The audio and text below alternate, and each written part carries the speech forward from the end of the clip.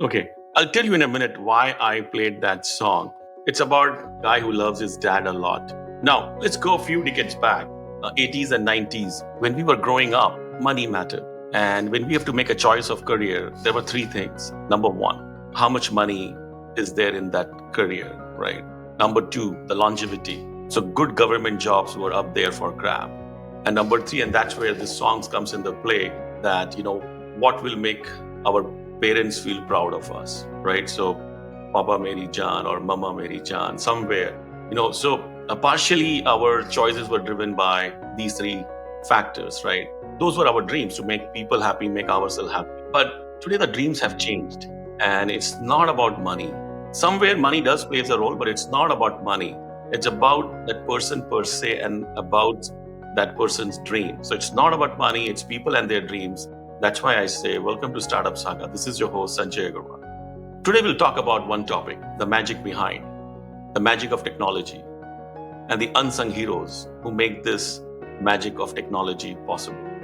In a startup world, we talk a lot about founders, right? Steve Jobs, Elon Musk, Jeff Bezos, you name it, right? But they are visionaries and they need a team of people to make that vision possible. How about a laptop or a palm on your hand, that smartphone? You are watching the whole world on your palm. You're browsing the whole world through laptop. It sounds so easy, right? As if everything is possible. But no, there are a lot of things going behind that laptop. For a common man or for a common person, the thing which is happening behind the screen is like a black box. It's like a jungle. And do we really care? I don't think too many understand and too many appreciate what goes behind that screen to make that screen possible, to make that browsing of the world possible. So it's like a movie, where we talk about director, we talk about actor, we talk about musicians also, but we forget there is a script writer, we forget there is an editor. Similarly, in the world of startup, we talk about founders, but we forget there are technology people behind those founders who make their vision possible. So I call them the technology boys, the unsung heroes. And today we are going to speak to three of them. They are young, they are agile, they are smart, and they are ready to conquer the world. They come from India. They are roughly 26 years of age. They are from different walks of life, different cities, different upbringing. But one thing is common in them. They want to paint the world in their own way. I have with me Dhruv Bhatnagar from New Delhi, Arpit Sahu from Jaipur, and Siddharth Mittal from Khurja. Okay, Dhruv is a computer grad, Arpit is a master's in physics, and Siddharth is a grad in electrical, and engineering. And they all come from really good institutions. So welcome, boys. Welcome to Startup Saga. Hi Sanjay, thank you. Thanks for having us today. Hi Sanjay, really excited for this. Hi Sanjay, it's really nice to be part of this show. I have seen your previous episodes as well, and yeah, looking forward. No, I am also looking forward to talk to you. I have been interviewing founders so far, but one thing which always was playing in my mind is that, look, who are these people making their dreams possible, right? And I felt that it is important, for the world to know the technology side of the whole startup ecosystem. So we will discuss 4 to 5 key questions. Okay, we'll start with your personal journey, and then we'll go into what exactly you do to make this dream possible, to make this magic possible. So why don't you start one by one about your personal journey? How did you guys land it here? So I can introduce myself. So I was born and brought up and raised in Delhi. And actually, my father was a professional musician. So I always had the freedom to choose any career. And I was naturally very much interested into tech because I was always watching science fiction shows and all and whatnot. So once I landed into my college, I was just somehow I wanted to try the real world stuff. I didn't want to wait and get a typical job. So I was going into hackathons. From there, I got some internships and then eventually got some freelancing. And actually, I was building a few things for people who were just starting up their startups and realizing like how a very small idea goes into a big size company. Like I was very much interested into this idea of value creation. So yeah, eventually I got very much interested into startups and I just landed currently as a software engineer in Oro, which is a gold-based fintech startup where I'm working with my colleague and friend Siddharth. Awesome. So we have a son of a musician now doing technology. That's amazing. So tell me one thing quickly. You said you studied in Delhi, in your undergrad. How much it costed the undergrad for you? So it costed around like 4 lakh rupees, which is probably 5,000 USD for Wow. the entire 4 years. 5 grand for entire 4 years. That's amazing. And Yeah. during that time, you said you were participating in hackathon. So did you kind of started working while you were in college? Yeah, exactly. So I was working and I was building for actual companies out there. So definitely I was earning some decent money over there. So you were able to pay back that 5 grand by earning money while you were studying there. Yeah, exactly. So education kind of came free to you in a way. Yeah, you can say that. No, very, very proud of you. I'm very excited. I always like Thank you. people who are studying and at the same time earning, and that doesn't, interfere in their studies. That's amazing. That's very, very inspiring. Arpit, how about you? I was actually born and brought up in Jaipur, and right from the starting, I was very interested in science. And so, when I was choosing my college, I was keen on doing robotics as my career. But during my college tenure, I realized that I was mostly interested in the coding part of robotics, and that's how I came across mobile app development. It was something that excited me the most because I can use coding to solve real life problems and even give the solution to others and automate my own tasks. So I got very good in it since starting, and then I even made some apps for the real life companies just like Drew and made bucks over that. So yeah, that is what something that excites me in my life, to take a problem and solve it using coding and automate it. I'm just thinking, you were like 16-year-old. What excited me was something else. And, technology excites you at that age. No wonder India has so many technology folks. I'm kidding. Siddharth, let's go. I'll come back to you, Arpit, again. Siddharth, how about you? Yeah, so I'm basically from a small town in UP called Khurja, and I was born and brought up there. Then I got into college, and college was the first place where I got exposed to that technology. I was always interested in maybe finance or technology, but in college, I understood that this is what I want to make my career in. And like Arpit said, I always wanted to solve the problems. And I got in college, I got this opportunity to work for a startup as an intern for 6 months. There, I learned all the things. Then I worked for Reliance Jio, which is the biggest, one of the biggest companies in India. And but then I was fascinated by the world of startups, so I decided to join a startup. And currently, I'm working for a fintech startup based out of Chennai, India. So I'm listening to all three of you, and one thing which is coming common across is that the word startup, the word technology, you guys should know this will go viral, right? And you may lose a lot of opportunities. I'm just kidding.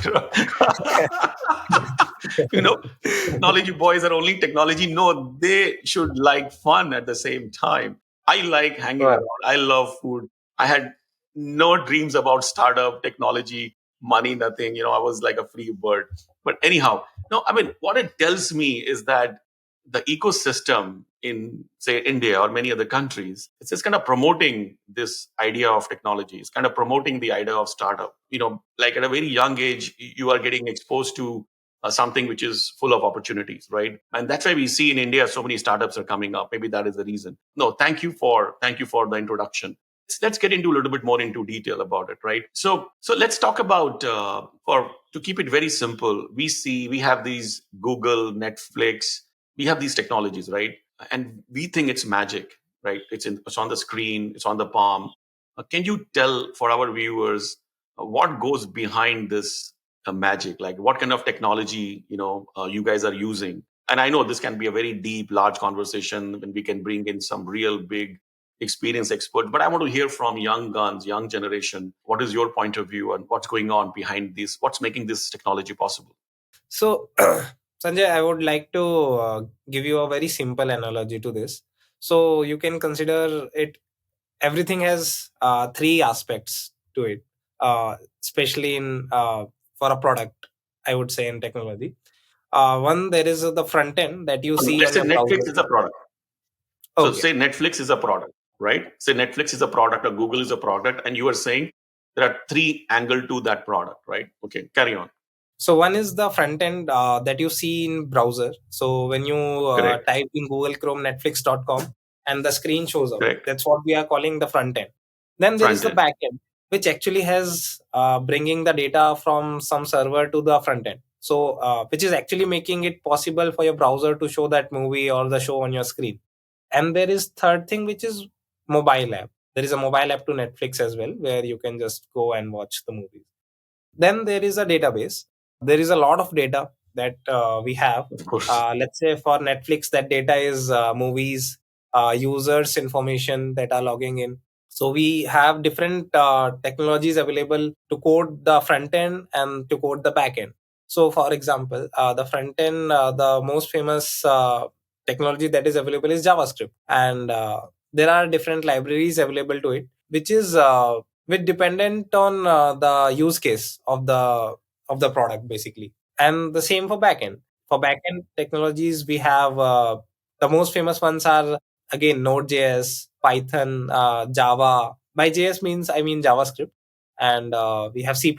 So all these languages can be used to code the backend, and it keeps on coming.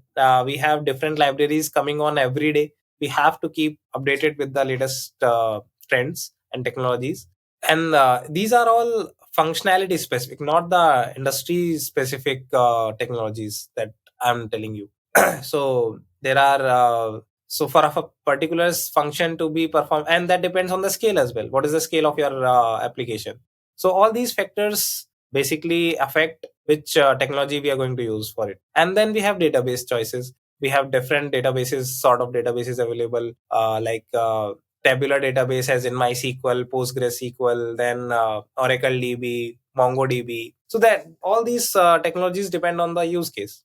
Got it. So let me kind of summarize what you said. Okay. So any product, right? Google, Netflix, or any small product like we are seeing and we are taking help from, So it has three angle. One is the front end, back end, and the mobile app. And we tap to different technologies for front end, back end, and mobile app. And these technologies can be common, can be different, right? And you guys are expert in those technology, right? And you learn those technologies, I would say, to create that language. You need a language to write something, right? So you learn these languages in schools and you learn a lot while you're working, right? That's one angle. So three different types of technology for three different angles or three different, part of the project, basically. Now, again, second part is that you said that it's more function based, more the requirement based rather than industry based. So these technologies are industry agnostic, not that a technology which is being used for, say, CPG cannot be used for retail or cannot be used for financial services.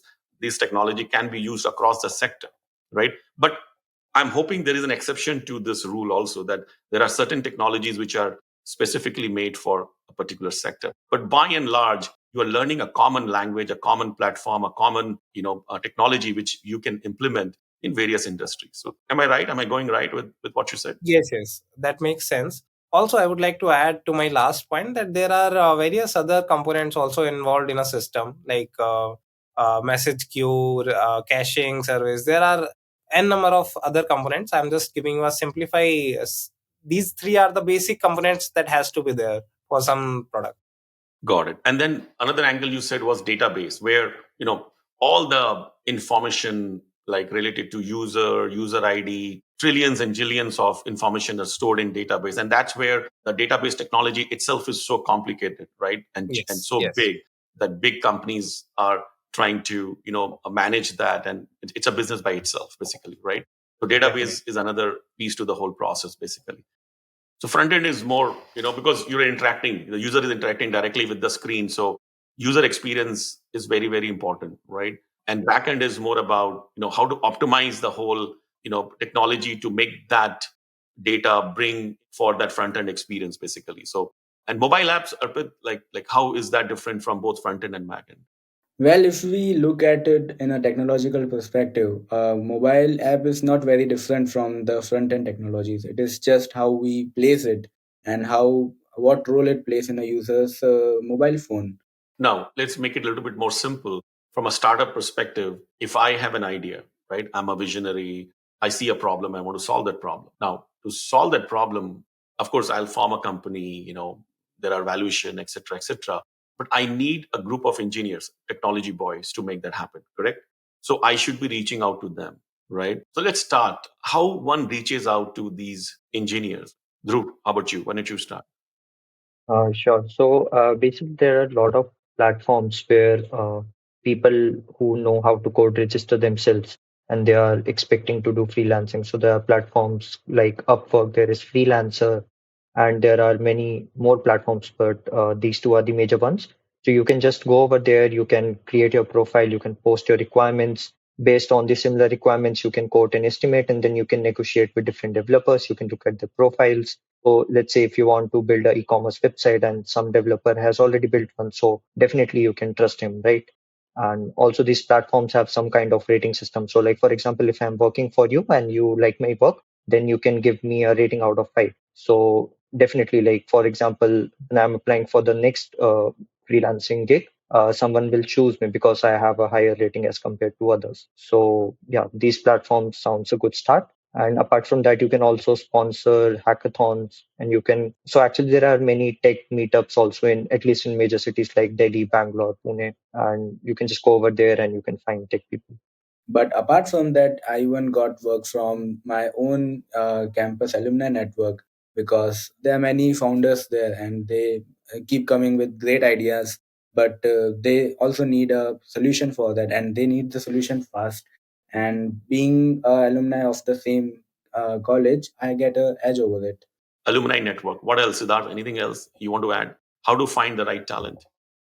Well, LinkedIn is the major platform where we can be found. It's like the best place. And my friends have found works from Twitter, Facebook. Nowadays, every platform we have the reach. You found the right person, right? What happens? Like, do you kind of give this whole idea to the product manager and he runs it for you, or and what kind of compensation does he get? Like, do you only pay him cash or do you give him equity? What, like, how this relationship will work on a long term basis? So generally, when a founder shares his idea with a developer, the developer might not be onboarded with this idea. He's like, okay, this might not work, but it is not my call to take. I just want to do the work, ship the work, and get my money. So that's when direct compensation works. Another scenario, when the developer is also inclined with the idea of the founder. In that scenario, a developer can take a reduced income and can take equity in that particular idea. That also ensure that the developer is also motivated to make the thing as good as possible, so it also motivates him.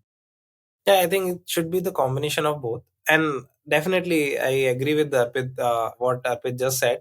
If someone is really relating to the idea, then he would prefer more on equity side and would be willing to compromise on the cash part. So yeah, that depends on the idea basically. I'm talking to these guys who are 25, 26-year old. I never thought that we were discussing equity share in a company, and at my time we were just happy with the cash we were getting. So the world has changed so much, but very exciting. So once you have an idea, you found a product guy, you found the engineers, you were able to discuss the compensation, which is cash plus equity. What happens next? How do you start executing that idea? Like we talked previously, let's say that the founders have an idea and you want to build something. So you'll talk to the product person and you'll try to make him understand like who are the users. Like the user should have a persona and they should be able to visualize to a very specific thing. Like for example, if I'm building Netflix, so I know that anyone in, let's say, who has access to internet, a person who wants to relax is my user, correct? So they'll probably figure out who are these people and what kind of applications they use. They'll probably coordinate with the product designer, and then they will come up with design mockups. So design mockups are basically images of what the actual product will look like once we are done with coding. So this part is necessary because if let's say they directly go to the developer and they get the application developed, the process is very extensive, right? You can imagine even a basic version of Netflix would take a few months to be completely built, right? And let's say the founder did not like it once it is made, so that would be a huge wastage of bandwidth, correct? So we just complete the designs in a couple of weeks or in a couple of days, and then get it reviewed by the founders or maybe some initial users. And then once the founder is happy and everyone in the company is aligned that, okay, this is the product should look like, then they go to the team of engineers. And like Siddharth talked about, that engineers have different sections, front end, back end. So they have a discussion among themselves that this is the correct choices, these are the tools and technologies that will solve the problems for our users. And they quote an estimate, say we'll be taking 2 months to build this thing, and then they take a period of around 2 months. And during that time also the product manager is needed, because he will keep everyone in a line with the problem. He will make sure that if there are any blockers, he can resolve that, because the founder is definitely busy with other stuff, right? So yeah, I think mostly with that part we have the product MVP ready after the cycle. So MVP. So kind of let me summarize what you said is that to begin the project, is it always the first step? In most of the cases, is the user, like user profile. Who's my end customer, right? And what is the end goal of that idea? So you kind of do a backward calculation. You move from end till first rather than first till end, right? So your thinking process is that what is the end goal, end user, and end product, and then you start working backward. Is that the case in most of the time? Exactly. This is what I have seen followed at most of the places. And then your team will be classified into three different categories. Just to kind of make sure that we recap that, is that there is a team focusing on front end technology, there is a team which is focusing on back end technology, and there is a team which is focusing on mobile app, which can come later. But again, it is very important, given there are billions of iPhone and billions of smartphones everybody has. Fine, we get that. Siddharth, you have to add anything to that? For any product, the most important part is the users. Like, it's very essential to know what will be the use case, what will be the user's preference, and what will be the scale of that product, so that we can basically create the product which will be suitable for that. You can create a product which is feasible for being used maybe for 10,000 people, but it's not scalable. So it's important to know the vision and to know the scalability also to the product. Okay, we talked about the product and the product team. Let's talk about the technology. Like, are these very expensive to buy, these technologies, for like front end technology or back end technology? I know database will be expensive because it's like a storing of data. But when it comes to front end technology or back end technology or mobile app, is it freely available? Which I don't think so, but I want to hear from you. So, Sanjay, most of these technologies for front end and back end that we are using are majorly open source. We don't have to pay for working in C++ or working in JavaScript. What we have to pay is for hosting the code. So you might have heard about AWS, Amazon Web Services, Microsoft Azure. So these are major cloud service providers currently. And what they do is they share with us the servers where we are going to host our code. So that is all we have Got to it. pay for. It's more like a And database, Siddharth. Like you're going towards database, right? It's a database angle, right? exactly. So everything that we are seeing currently, it's basically cloud based. Cloud So based. cloud is nothing but, let's say there is a server. Say a server is nothing but a computer which is placed somewhere in the world. I'm currently browsing my website. That website code is currently hosted in that server, and I'm paying that company to basically host my code. That's all. It's a hosting cost, it's a database cost. Those are where you really pay money, and that's where Amazon makes a lot of money. But when it comes to the technology, the front end technology or back end technology, they are open source, not that expensive, or partially kind of easily available. So if I'm trying to look at the cost, a large chunk of the cost goes into hiring the person cost, right?